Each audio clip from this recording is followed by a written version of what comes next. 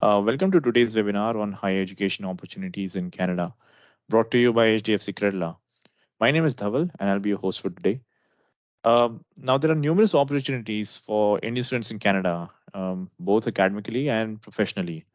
Canada is home to some of the best universities in the world, offering high quality education.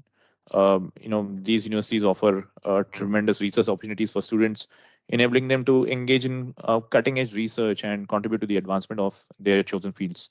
Canadian universities and the government, for that matter, offer several scholarships, grants, and financial aid for international students. And then, well, Canada also has, of course, the PR program that is known to everyone, which also includes Indian students, by the way, who graduate from Canadian institutions and gain work experience in Canada, as long as they meet eligibility criteria. Well, if you talk about Canada and the opportunities it offers, the list goes on and on. And to tell us more about what Canada holds in terms of opportunities, we have a special guest today. Please welcome Mr. Aneesh Nair. Thanks for Thank joining us you. today, Anish. Appreciate your time highly. Thank you. Anish is with UCW, University of Canada West. He has over 9 years of experience in student counseling and has helped countless students in realizing their dreams of studying abroad. Anish is here today to share all his wisdom on how someone can realize their Canadian dream. I'm quite sure a lot of you will have questions through this session. So feel free to punch in your questions in the chat box, and Anish and I will address them towards the end of the session. Anish, I pass on the lead into you. Why don't you go ahead, kick off the session, tell us what Canada holds for everyone. Yeah, wonderful. Thank you, Dhaval, for giving this wonderful platform with HDFC Credila. And I be very much, honored to deliver all the sessions here with to give the more details, insights about Canada. What are the, specific requirements and what are the program at the end? What are the programs that UCW can offer our students with your students, right? So first of all, what I could do is, Dhaval, I could share a PPT here with you so that everyone can see and understand more in that scenarios. Absolutely. Give me a second. Okay, Dhaval, can you please confirm if you can see the screen now? Yeah, we can. You can blow it up. We can see your screen. Thanks. Wonderful, wonderful. Thank you. Okay. So before before going into Canada, I would just like to give you some glimpses where IRCC is an international regular Canadian commission, right? So their facts about what are the switch over to immigration from different countries and scenarios that Canadian government has to offer with us. So again, that includes with Indian students, and it's all over the globe. Canada students and immigrants coming from all over the world. So if you see, these are the few insights that I wanted to share first of all with you is, all right. So permanent immigration. So there's a lot of different structures. Will once we go ahead in that range, we will be discovering a lot of stuff here. So permanent immigration numbers, right? So it's like 4,65,000. This was for 2023, only 2023. So by this numbers itself, Dhaval, you can understand how huge geographical area Canada is, right? And they're still looking to develop. There's a lot of places in Canada, right? Lot many provinces. Actually, we call it provinces in Canada. So there's some terminologies are different in Canada and India. So we here call it state, right? State wise. So we call it province there, right? So family cases, right? Economic class. So different scenarios to be looked after. Refugees, that's a completely a different look after, right? Will be in humanitarian newcomers via PNP nomination. So PNP again, this is a province nomination program, right? So there are for from India, there are a lot of many ways to go into Canada, but the major sectors that the students or the one who is on an where a platform of an employee stage holding an experience of 4 to 5 years minimum, they will go with couple of structures that is express entry and PNP. So express entry has got some processing points, right? And PNP as similar way, they will also have some particular points. But the benefit of both the parts is express entry. You can put up your filing structures to all over the Canada. PNP, that's province nomination program that clearly states that you can put up to a particular province, and then you can get a invitation from that particular province. Again, putting up a request to particular province will also give some, this appointing structure. We call it CRS points, right? CRS calculator or CRS points, you can call it, right? So again, express entry and PNP will have appointing structures to get yourself qualified. They have a particular window opening up every 45 days.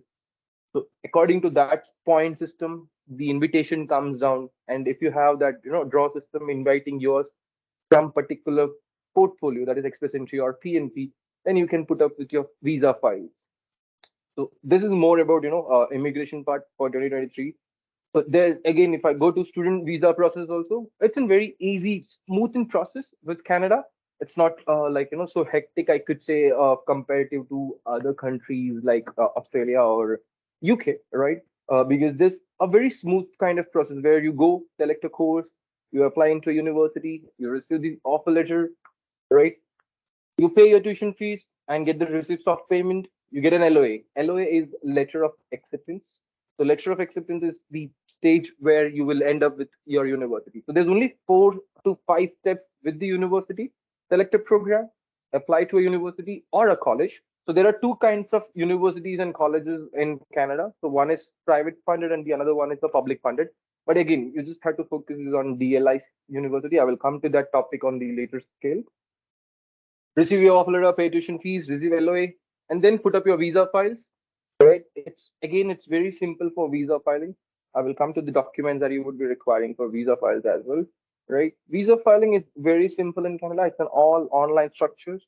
Right? There's particular standard that you have to follow, particular documents that you have to follow, and put up your documents, particularly to the online classes where you will be creating your login access, and all the documents are there, all the details are there, and you get your outcome accordingly.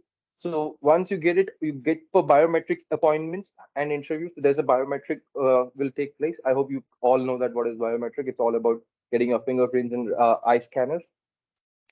Preparing for SDS or non-SDS, all right? So again, how it goes for SDS and non-SDS is that there are two visa formats. Either it's an SDS, that is student direct stream, or it is non-student direct stream, right? So these two are the formats of visa filing where you have to put up your visa application in any one of them, because there again, SDS have some particular requirements according to the IRCC, and non-SDS has got their own requirements in terms of the IRCC. And there's one Understood. more So, thing. Anish, the net takeaway from this is that it all begins with you identifying the course of your choice, applying for Exactly. university, and once you've gotten a letter of admission, then the visa process follows, right? Exactly. Yeah. I think it's a great segue into understanding what requires of one to identify that course, and how does one go about identifying the right university and the right exam to take. Could you please tell us a little bit more about how does that work? What does that process entail? Yeah, sure, why not? So majorly what you have to understand is major exams in universities. So there are 4 segment of courses that you have to go with in Canada, right? So first of all is all your diploma or associate levels, right? So in those you only require is IELTS or a English speaking Hmm. exam. That could be PT, that is Okay. Pearson Test of English, TOEFL, or CAE, that is Cambridge Academic for English. Now, when you go for there's a degree level program, bachelor's degree, right? So bachelor's degree, again, what you require is your 12 score and your English proficiency score, right? That's the only requirement. But in postgraduate level, there are two parts. One is either a postgraduate diploma program or a master's degree. So when you go for postgraduate diploma, there's nothing more you require it. But when you go for master's degree, you require is either a GRE or GMAT. So this is the one, GRE or GMAT or LSAT, or it's all entrance exams, MCAT, ACT, right? So again, this all is an aptitude entrance exam with particular management structures, or to the medical. MCAT is in medical exam, entrance exam. Plus, you would be also requiring your English proficiency, that is either with IELTS, PT, or TOEFL. So these are the only required of exams that you have to cover in your particular programs that you select, majorly on master's degree.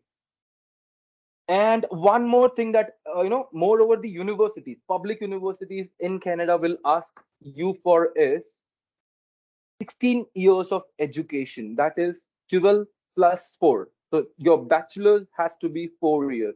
There are very less universities Okay. in Canada. Like one of them is UCW, right? UCW accepts Mhm. 15 years of education rather than 16 years of education. But a lot of universities in Canada will always ask you to have 15 years of education. One more thing that students always will have to focus is on their applying for their bachelor's degree, that a lot of universities will request maths as a mandatory subject in Canada. But again, UCW has no such requirement. They can, even they do not have maths, they can come to UCW. So this is how the Great. entrance exams are, Dhaval.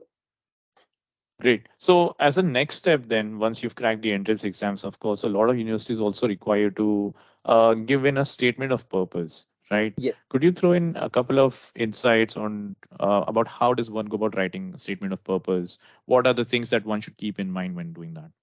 Right. Well, it's in. I would say, this has to be, actually a very big topic. We require a very huge platform. I want you to, schedule another webinar for this only for SOP for Yeah, me, Dhaval, if why you not? can. Let's do that. Yeah, yeah. Right? Okay. Why? Because I said this is because SOP, statement of purpose, that's the most important document of your visa file. So it revolves around four things, that is academics, your IELTS, finance that you show up, and that is GT, genuine temporary entrant. So you prove it through your SOP, statement of purpose. So how SOP works is, there are certain formats of SOP, like you introduce yourself, about your family, whom you have in your family, and then you come down to your academic structures, that like what have you done, 10th, 12th, and then bachelor's if you have done bachelor's or any certificate program that way. Then you come down to your if your student has got experience level, then stating about experience level, what kind of experience that student has. Then the student comes to a place called, why Canada, why the student wants to do any program in Canada. So what biggest mistake the students do in this SOP is, first thing is that SOP should never come up with any kind of negative statement. So negative statements, I mean to say, so students, what they do is, while comparing why Canada with any other country, what they do is they go up with in a way that, okay, they're what like Australia has in higher fee structures, expensive for them, racism kind of structures.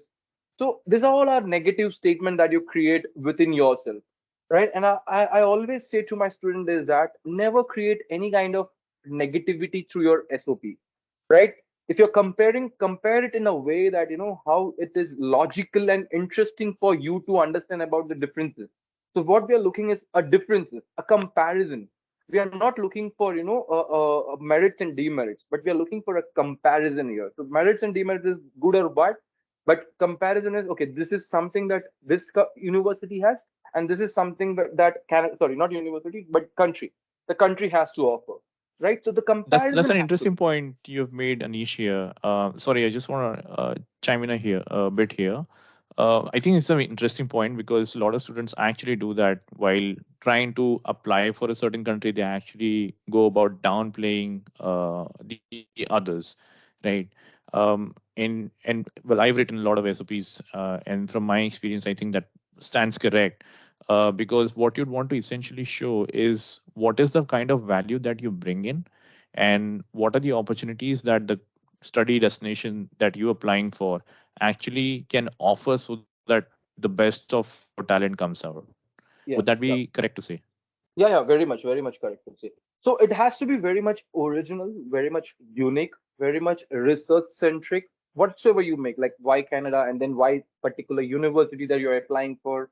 So again, go for the benefits of the university rather than showing up any bad negativities about other universities.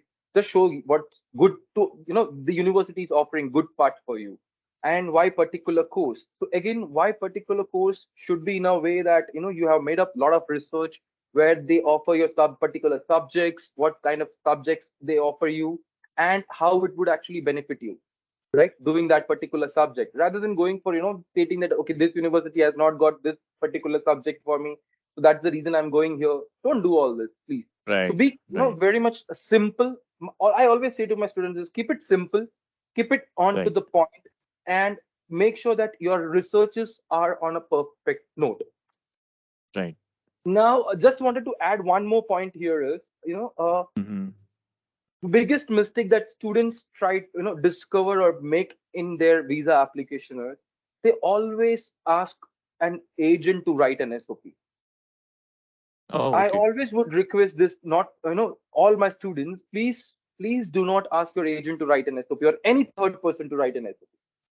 Right now, I will give you a reason also why this I am requesting is. So you have an IELTS score, that is International English Language Test, or you give a PT, or you give your CA, that is Cambridge Academic for English, any proficiency of English.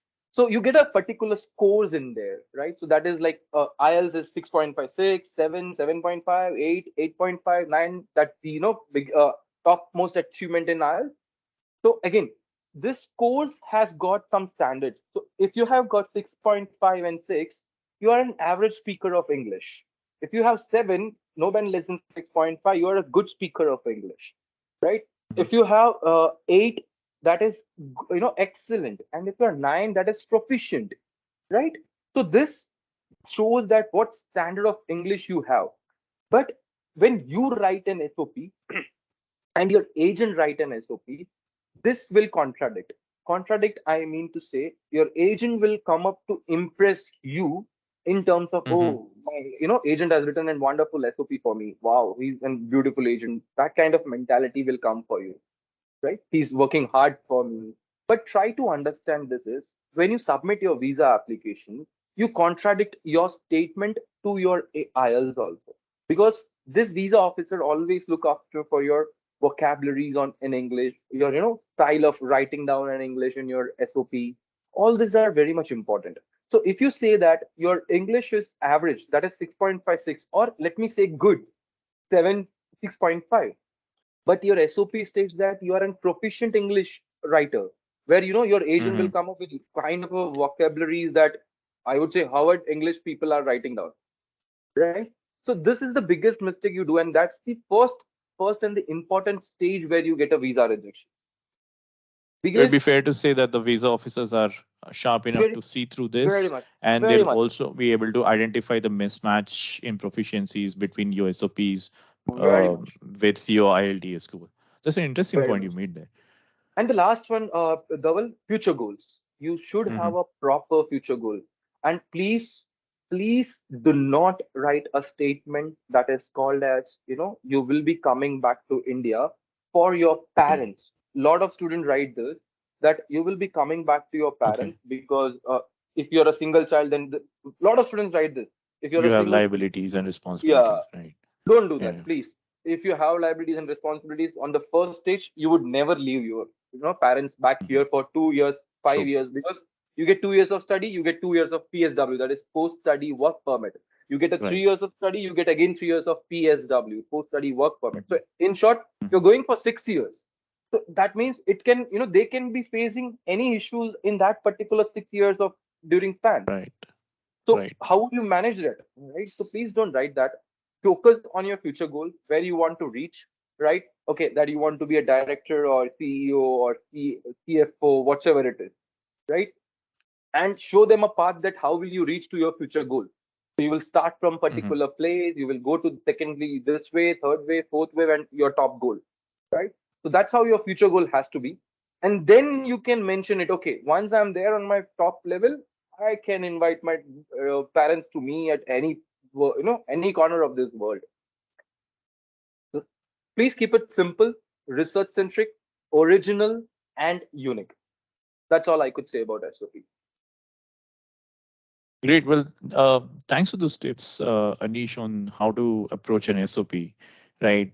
And of course, it'd be also fair to say that for all the efforts that one takes, writing exams, applying to universities, writing SOPs, subsequently joining university, getting the degree, all of those hassles one goes through is with the purpose of, getting eventually an opportunity to work in that destination, right?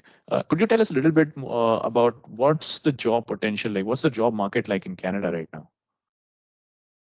Okay, so first of all, there's job searching in Canada. I would give you a glimpse of job searching in Canada. There's a lot of different actions to be done. First is your short-term plan, long-term plan, how you plan it off accordingly, right? And then what skills and qualifications that you require. So as of now, if I say the most important profile that the Canadian government or Canadian country look after is business analytics, digital marketer, project manager, HR, human resource manager, because Canada has a lot of skilled employees already there. Skilled employees is what, carpenters, engineers, Hmm. plumbers. They are skilled, right? So they are well paid Right. and all these things are there. But they are short of, white collar or blue collar jobs. So they require such people like business analysts. They require people like data analysts. They require people like project managers, project head, project lead.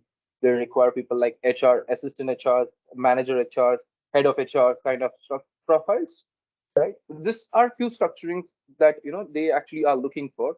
But if to be very much precise, I will give you, some numbers in terms of getting the Sure. right move across to that. Canada is so in 2022. This the number you can see, right? 4,31,645 permanent residents, right? So these all are one who jumped on from a job to a PR, applied for PR there, and then moved on to the other parts. Or some of them would be a student visa and then put up an application to visa, right? So again, this is going to increase in 2025 also. So if we can see a scale here, right? So this is the scale that we have been doing.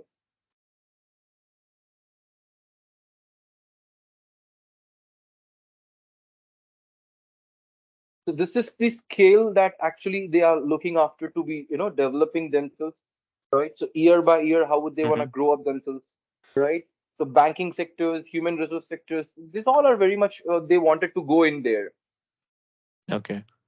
So Okay. there's Anish, may I a request lot. you to blow up your PPT, please, so that Yeah, yeah, for everyone who's on the call today can. Great. Thanks.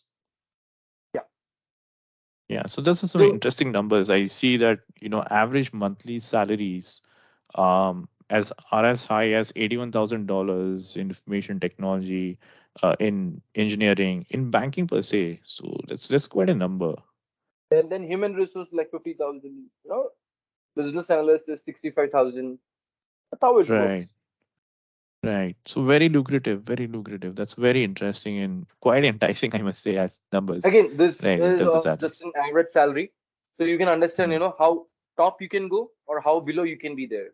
Right, right, right. Great. I guess that's a great segue into understanding what UCW has to offer, Anish. Why don't you tell us and the folks who are on the call today on what UCW has to offer and how can UCW help everyone on the call realize their dreams? Right, right. So, UCW, yes, we are a university who's there to, find a boss in yourself.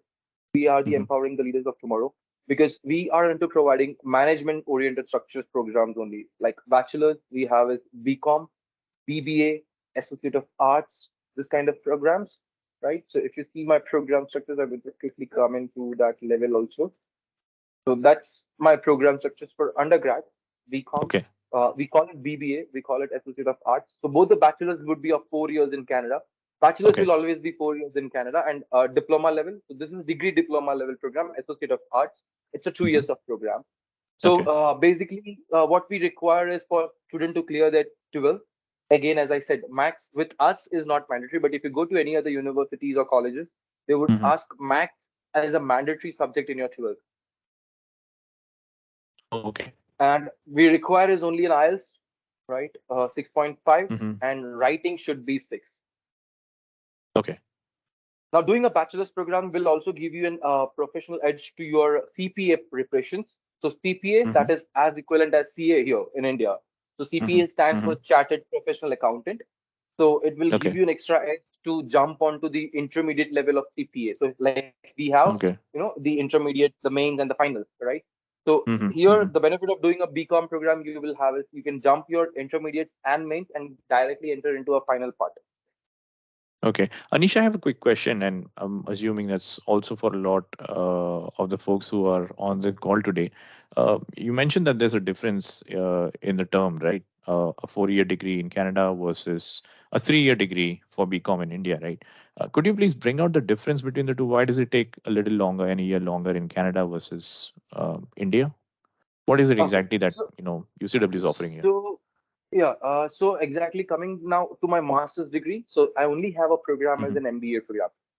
So, Okay. but the most important benefit with us is we can offer this MBA to any background student. Like, let it be BCom, BBA, let it be BTech, BE, any bachelor, I mean to say any of them. And we do accept double masters also. Double masters, I mean to say like MTech or all of those people, right? But we do not accept MBA duplicate masters. So MBA and MBA we do not accept. Now coming to your question, Dhaval. So Hmm. Canada has a level of education there. So there are 4 years of bachelor. Again, it will be only considered. So when you give an assessment of your academics, what Canadian education level considers on their assessment is that if you've done a 3 years of bachelor, that means that's in diploma graduate program for them. So that is one of the reasons that level of qualification does not meet up with the Indian standards of the Canadian Okay. standards of education. So that is the reason they always look for 4 years of bachelor's. And that means 16 years of education. Even so, when you go for PR also, right? Hmm. So if you put up, there are certain universities like University of Mumbai. If you do back 3 years of bachelor, that's completely fine. Again, they have Right. segregated levels of universities also, right? So, but Okay. again, I would give you an example is if you do a bachelor's from a Gujarat university, that is BCom or Hmm. BBA, right? They would consider my, somewhere at diploma graduate program only for you. So Okay. again, these universities are also segregated. University of Delhi, they are level one. University of Mumbai, they are level one, right? But if Okay. you go for Gujarat University, they are at level two. So all these universities, so their standard, or I could say accreditations of education has a different level for Indian students compared to Canadian Okay. students. So this is Oh, why the okay. reason it is that 4 years and 3 years comes into play. Okay. So for moving on to the graduate programs, then for someone who wants to do an MBA there, let's assume that they've done their BCom here. Would they still be able to apply for an MBA there then? With us, it's not a possibility. But Okay. again, so there are different kinds of MBA. So this isn't global MBA. But Mm-hmm. in India, there's specializations into MBA. Some students have done an MBA in supply chain, or some would Mm. have done a finance, only specific to finance. That is specialization, right?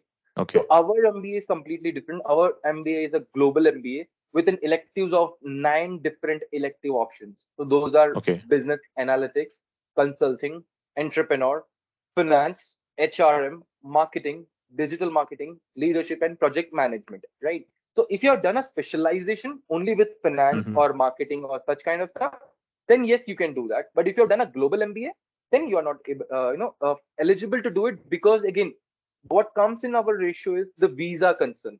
The Canadian government, Mm-hmm. again, I told you about the SOP, right? So Canadian government, when you express that, okay, you have done an MBA and then you actually wanted to go for an MBA, that means you're giving a negative statement to your visa officer. That means your Okay. Indian education of MBA was not at all qualified to give you certain amount of job, a Right. standard salary, and but that's the reason you actually wanted to do a Canadian MBA. So that means you're Okay. giving an upper hand to a Canadian education than giving an Indian Mm-hmm. education. So, like as I told you in Okay. SOP also, please do not come up Mm-hmm. with any negative statement, right? So this is a negative Mm-hmm. statement, right? So you've done an MBA, but again you say that to Canadian officer, visa officer, that I wanted to do an MBA because I couldn't end up with a proper job. All those things, it's a negative Mm-hmm. statement. So don't come up with such things. So we So in always a suggest case, right. So in a case like this, it's always preferable that you write an SOP exactly a proper SOP. that kind of gives you a picture where the global MBA, maybe at UCW or Canada in general, would put your career in the driver's seat, right? So rather than putting down your previous MBA, you actually show how the global MBA in Canada in general would, help your career. Correct, correct. And one more thing to add here is if you want to go to master's program, uh, Mm-hmm. moreover the universities, as I said, they would be requiring GRE or GMAT as an entrance exam. But Okay. UCW do not require any kind of entrance exam. Only they Oh, require is okay. in trials or English Mm-hmm. proficiency test. Now, I would also want to give an extra edge to our student is that for about Mm-hmm. the immigration part, that is PR part.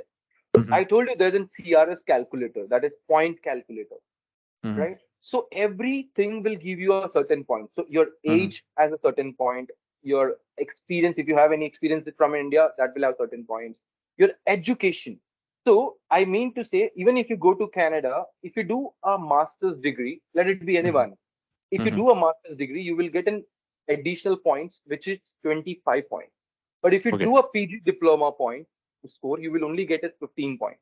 And there you will lack your points in terms of your PR.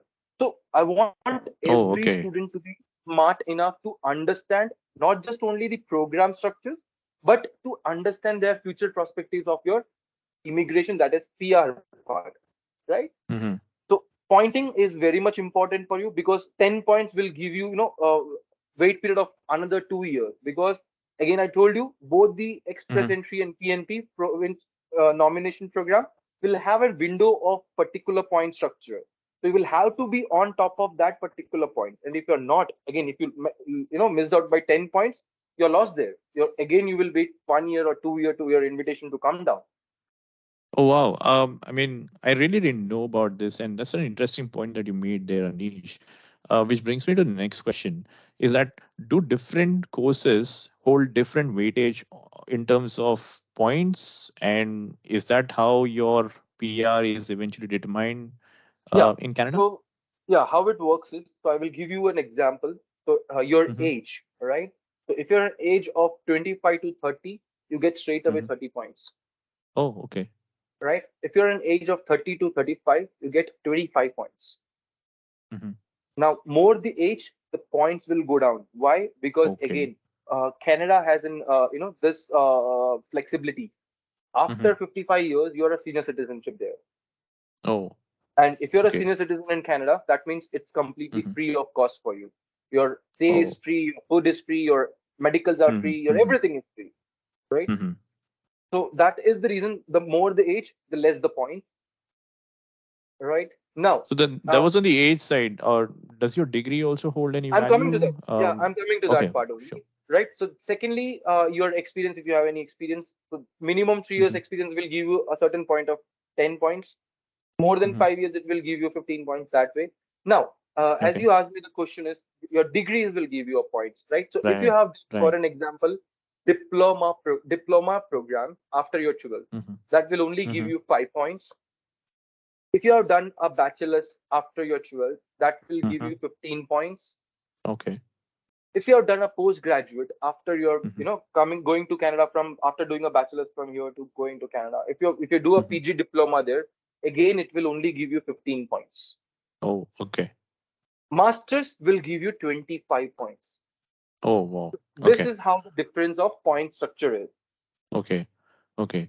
Um, Great. So, Anish, then my next logical question would be, then what's the minimum threshold that one needs, in terms of points, to overcome so that they can essentially get So, into Canada then?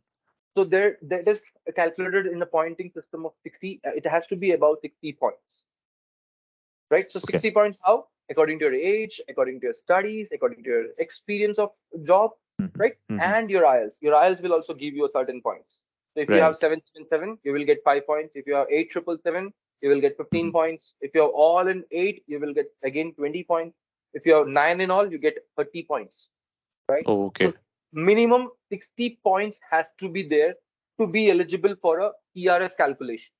Okay. Now CRS calculation is out of 1200, Mm-hmm. whereof express entry window, the last express entry window which was closed is Mm-hmm. 578. Okay. So that means you have to be above 578 to be eligible in express entry. So that you can Okay. put up your profile into express entry and your profile Mm-hmm. will go all over Canada. And wheresoever Mm-hmm. your profile's requirement is there, there's coming up a draw system. Mm-hmm. So you will be given a Okay. number, your Oh, okay. token number kind of. And Mm-hmm. once your token number is picked up, your invitation comes up and you can put up a visa file. So this is the process for the Understood. PR part. Same goes with the PNP. The PNP's last Mm-hmm. window closes somewhere around 420. So that means Okay. you have to be more than 420 to apply to a particular state, that is province. And Oh, then okay. that particular province will pull up a draw system with your number. Hmm. And if your number Hmm. has been picked up, your invitation comes. And if your invitation comes, you put up a visa file, fly. Anish, what else does UCW have? Since we've spoken about undergraduate programs, you've spoken about graduate programs. With a degree in hand, out of UCW, then what are the kind of opportunities ahead? Yeah. So I will give you again, few of the glimpses where opportunity-wise we always look after for our students is, right? So first and the most important thing is we have 95% of employment ratio lined up for our Okay, students within a span of 1 year, right? So once you finish that's up, tremendous. Uh-huh. pull this off for you.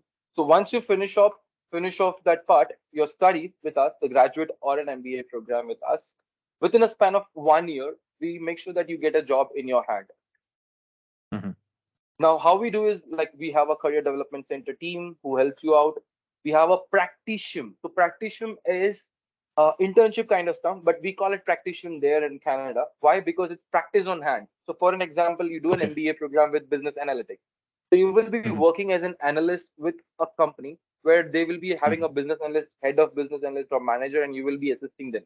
That is why it is called as practitioner.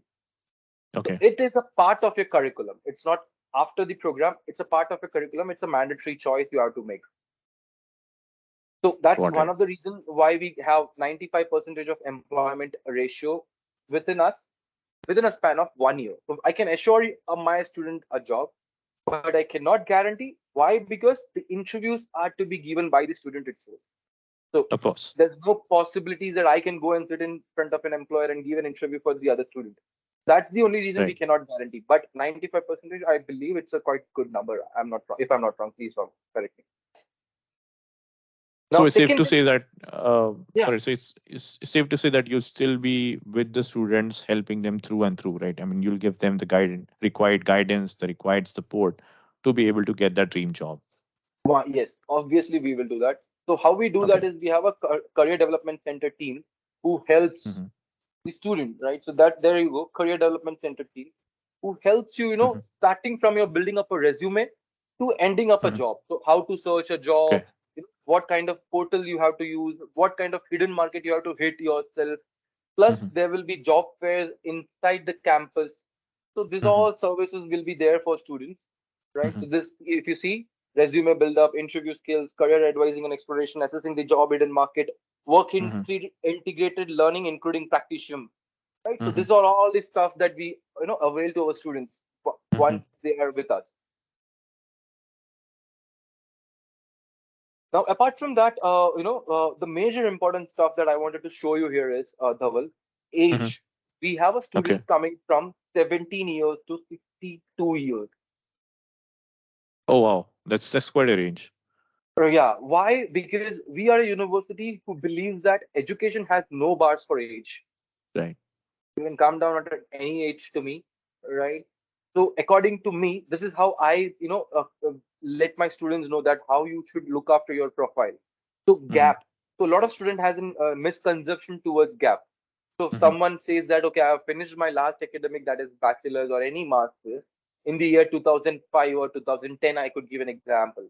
So they believe that after that till date 2023 is my gap. I have a Hmm. huge gap. I cannot go to Canada for Hmm. study. This is all a myth. This is all a wrong interpretation that has been created in the market. What is Hmm. gap is when you say that all this year you have been sitting idly back at home, and I believe you as a student will never do that. So if you have Okay. done your bachelor's, you will Yeah. go for some job. So this is how Right. life is, right? You do your Right. Right. 10th, you do your 12th, you do your bachelor's. Some of the Hmm. students will go for your job, some of the students will go for masters, and then will Hmm. do a job, Hmm. right? So this is how the life is. So you do a job, you Right. keep your experience documents with you, a proper document set, a document justifies that okay, this is what you have done in this year, this is what you have done in this year, this Right. experience, blah blah blah. So then there, according to me, is never a gap. Right. When gap is when that you say I have been sitting idly back at my home for last Right. 5 years. That is a Of gap. course. Right. Apart from this, we are a five-star rated university, though. Okay. We have been privileged to us by QS Stars. So QS Uh-huh. Stars is an higher education rating system. So we are the third university in Canada, and we are the only university in British Columbia to have this 5-star rating. That's tremendous. So this is QS rankings as we all know it, right? Yeah. Great. And this is our quality Congratulations in that. standard. That's great. Thank you, Dhaval. And this is our quality standard. So apart from the master's degree, you will also get a certifications from ACBSP, that is Mhm. Accreditation Council Business Profile, which is the highest Right. accreditation of business from coming from UK. Mhm. So you go with this accreditations to any of this corner of the globe, you will be recognized. Great. Secondly, BC Tech Association. So we deliver our programs are on the latest tech systems.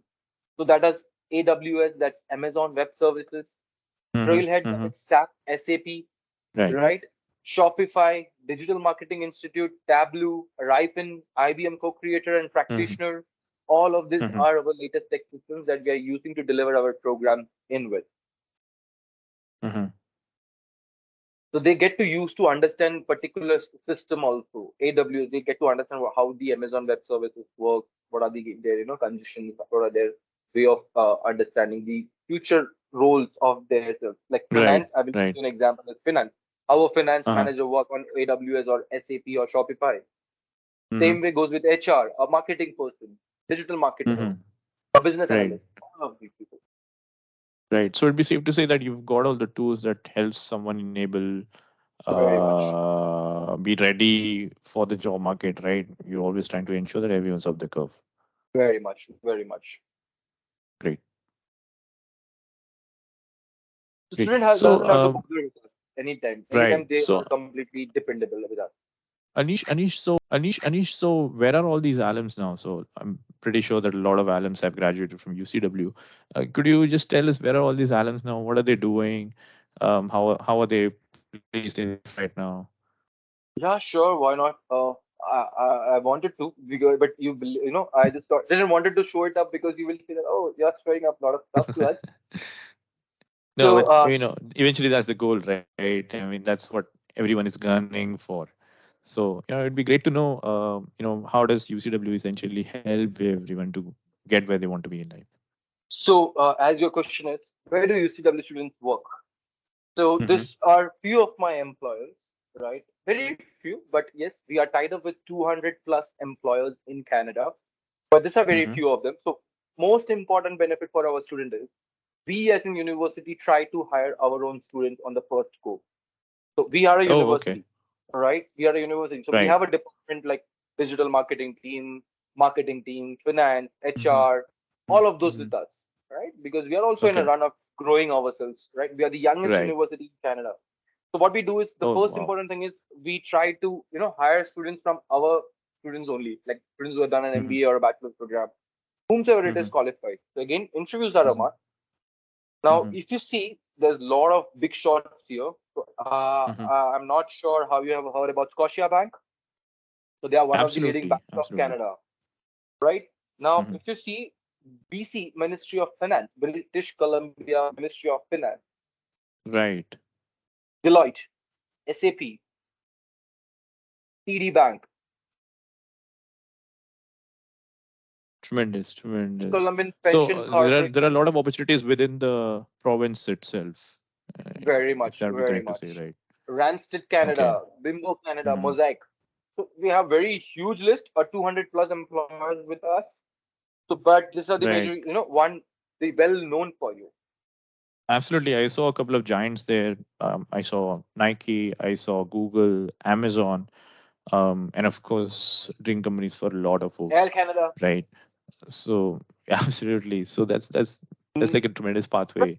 Uh, you know. just wanted to Uh, bring into your attention and the folks, Double, just a second for me here. mhm, So here, this is mhm. again, this is nothing coming from me or my university.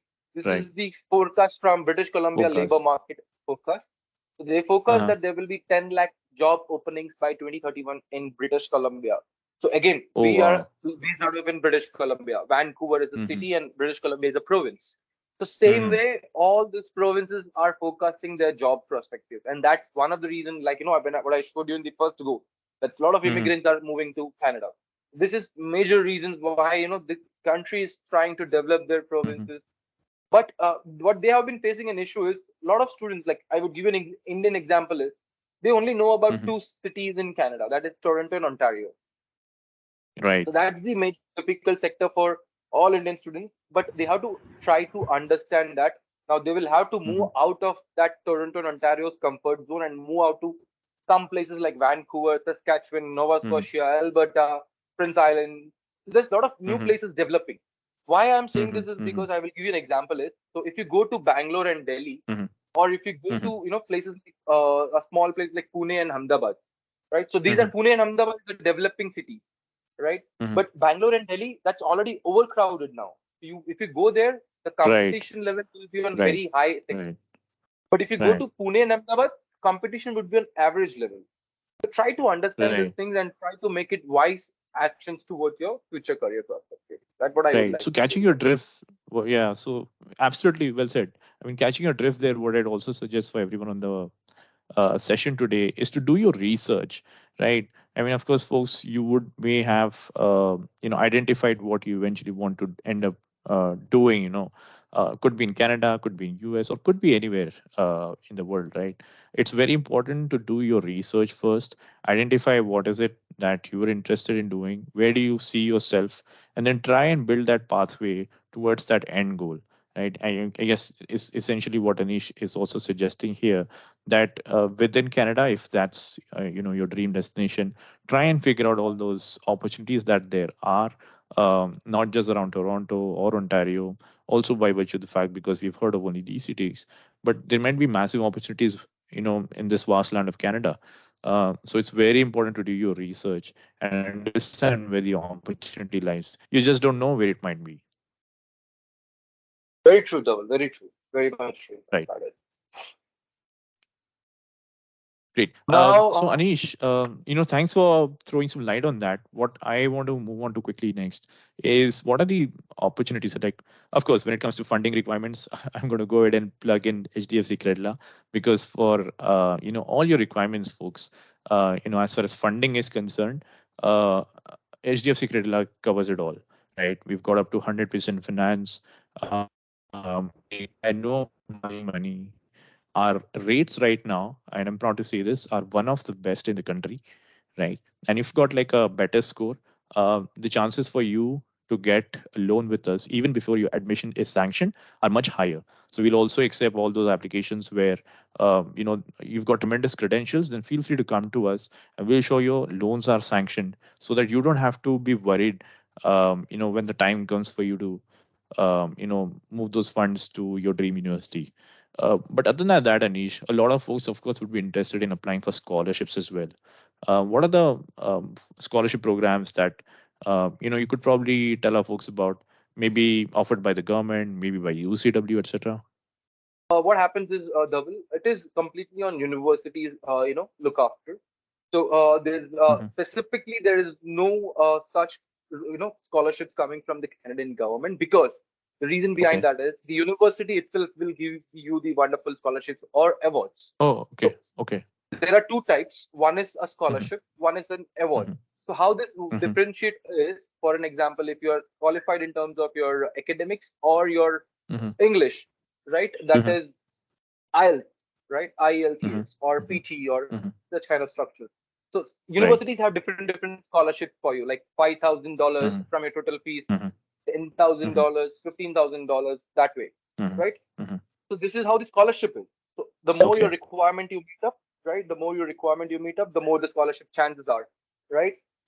Same way, Okay. Okay. awards are there. So awards, I Mm-hmm. mean to say, for an example, you're a brilliant student. Brilliant student, I mean to say, you have got Mm-hmm. academics somewhere around like Mm-hmm. 8 point Mm-hmm. CGPA or 9 CGPA, Right. right? So Right. then that scenarios you will get awards. So that awards Mm-hmm. could be a possibilities of a mixture of a whole 1 year tuition fees can be Mm-hmm. waived off, Mm-hmm. Mm-hmm. or you might get straight away $18,000, $20,000, $17,000 for an year. Mm-hmm. So that's Mm-hmm. how it works. So there's 2 point of scholarship or financial aid for students. One is an award structure, and another one is in scholarship structure. So Understood. this comes from the Uh, university. right.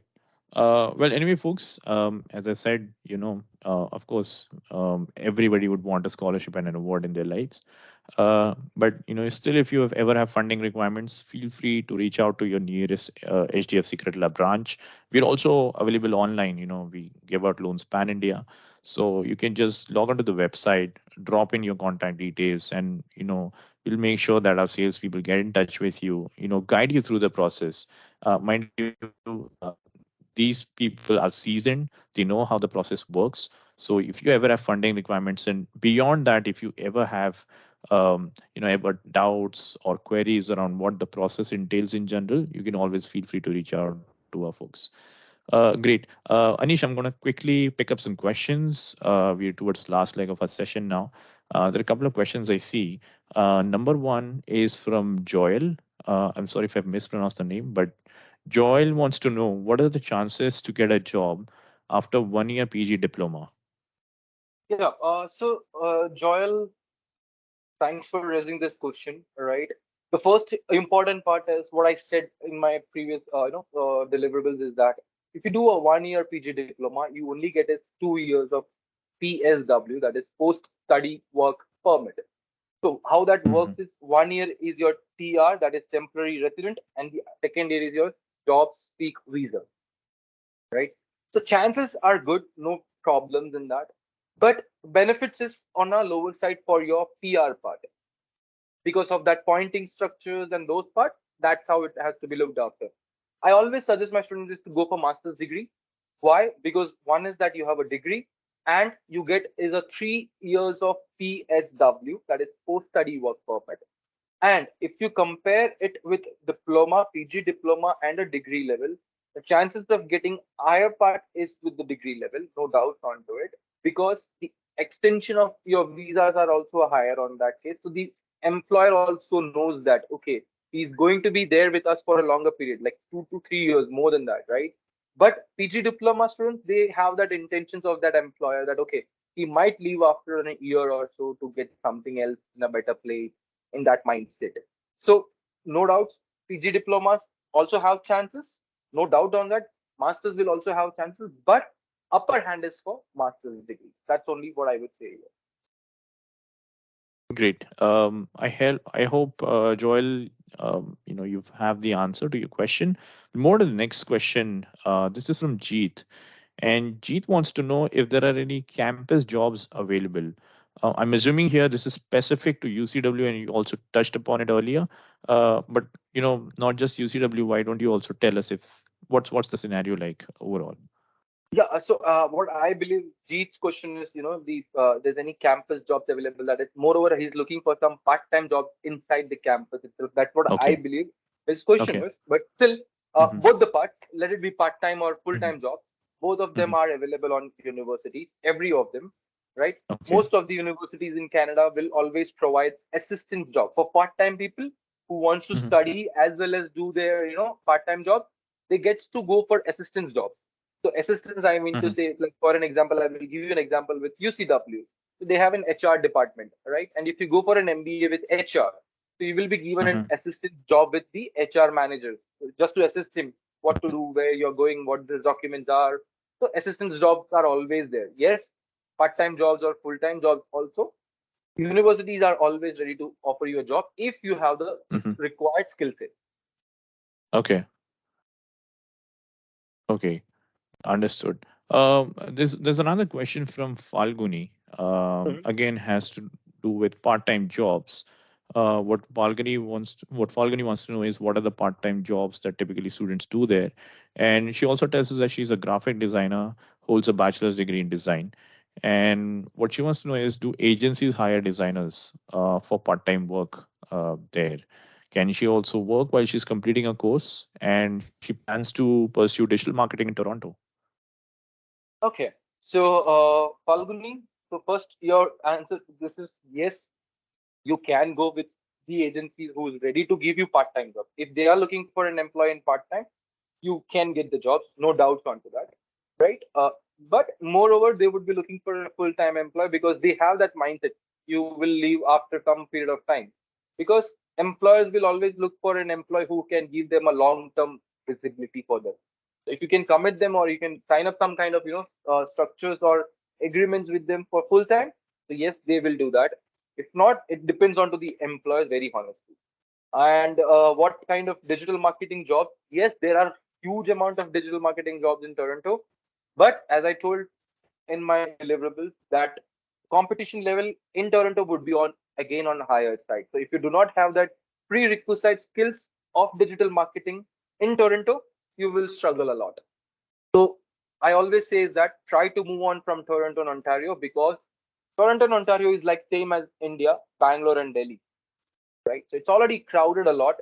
Even the people there is like, they how they deal is they deal the lowest wage rate for them, because they know that they will have different 10 people who's coming and ready to do their job. So for an example, the lowest they're offering as of now for full-time job is $15, whereas at the point in Toronto it was $25 per hour. They have gone down to $15. Why? Because Okay. of these students. Because, for an example, me and Dhaval, right? We both are Mhm. there for a job queue. So, I'm there, I'm qualified, you are there, you are qualified. We both of them require job very badly. Now I am not ready to, lower my wages. But Dhaval is like, okay, I'm ready with $15. Whatsoever I get, at least I'm getting $15. Right? So that's how your mindset is. So he will offer that guy, okay, $15, done. But I'm there like, okay, no, I will do $25 only. But then I will not be getting that job. So that's the biggest problem in Toronto. That's only I would say. But apart from that, yes, there's ample amount of opportunities in Toronto. Yeah. Great.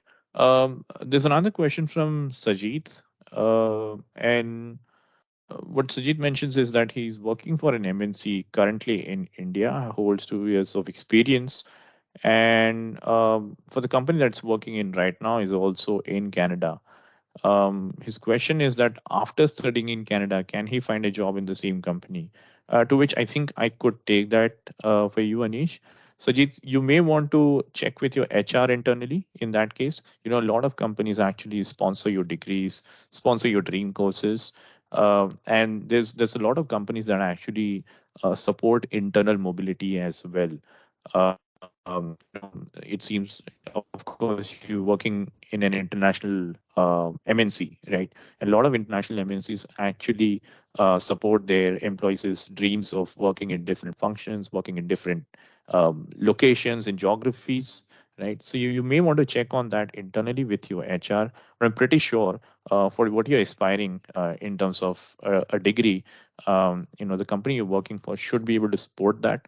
And once you have that, I'm really hoping that the same company also gives you that opportunity to work in Canada. Anything you want to add, Anish?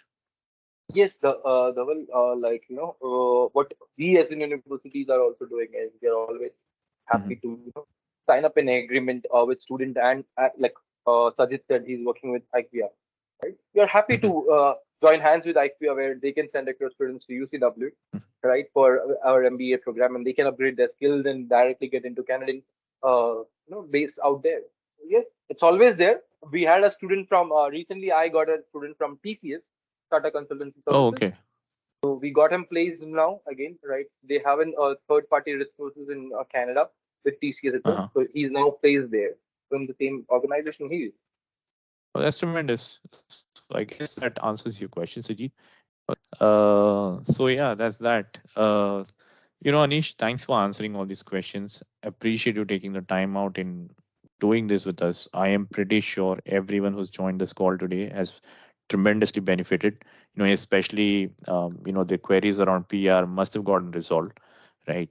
So we're really hoping that everyone who's joined the session can leverage that, and get ahead in their careers, be where they want to be. I would thank you, Dhaval, for giving me this wonderful platform. And I be looking for many of them coming ahead, because yes, as you are a person or you're a banker who is more interested for students to have their dream life with the education part, the loan part, because a lot of students face such issues that they are not budgeted with funds or Right. money to go to higher education. The same way, I'm also always associated with students who is actually looking for study abroad. I'm a passionate lover to counsel them, and I can always guide them with HDFC Credila. Again, I would also add here is I have already, ended up 10 students who have already taken up loan from HDFC Credila of my own students who are studying in UCW right now. So I can give you assurance that HDFC Credila is one of the best that I have been seeing as of now, right? Who's offering education loans and other whole funding parts that you have been doing. So you can always depend on that. Anish, are there any coordinates maybe do you want to drop in the chat so that offline, if someone wants to connect with you, they could? Are there any Yes, coordinates that? I can write down my email address so that they can always reach me out whenever they want to on my email, anish.nair@youcanvest.ca.